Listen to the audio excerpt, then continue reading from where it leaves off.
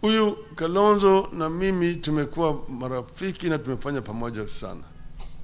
Watu wengi wakiona Kalonzo wanatembea na Eugene au na Oparanya, wakiona Ngalu wengine, Azimio inasambaratika.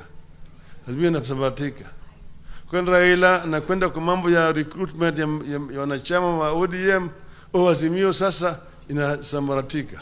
Hapana. Kila chama ndani ya Azimio wanajua kazi yao. Kama Wiper iko na nguvu ile ya Eugene, DAP, Jubilee, ODM, kama vyama hivi viko na nguvu, ndio Azimio inakuwa na nguvu. Kwa hivyo sisi kama wana ODM tunataka a strong Wiper. A strong Wiper, DAP, Jubilee, ODM equal to a strong Azimio. So kakataza Kalonzo anaweza kwenda aende huko Meru, aende kule pande ile ya Kitui, aende kule Western, aende Nyanza, aende Pwani, mambo ya Wiper, na wakiingia mambo ya Wiper bilibili anaongea mambo ya Azimio.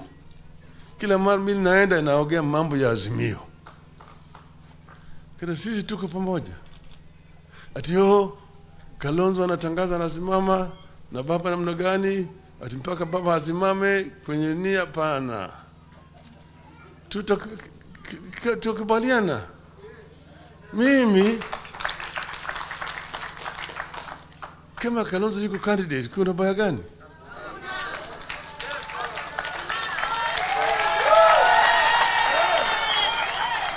Mimi sijasema Kalonzo hawezi kuwa candidate.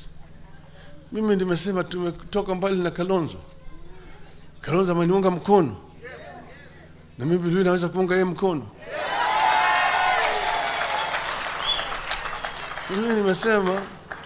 Mimi sijatoka kwa siasa.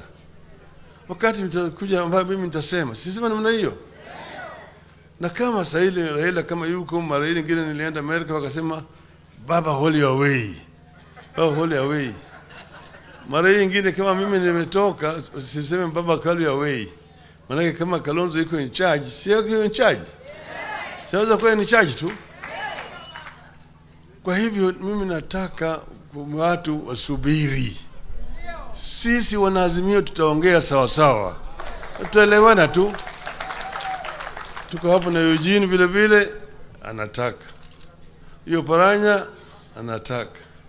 Wajakoya anataka. Martha Karua anataka. Lakini tutakuwa tuna candidate moja. Si sawa sawa? Si sawa sawa? Mradi ya kwamba Azimio ishike hatamu ya utawala katika taifa letu. Si sawa sawa? Unaunga mkono? Unaunga mkono? Ngapa naunga mkono, nione mkono hapa. Asanteni sana, Mungu awabariki.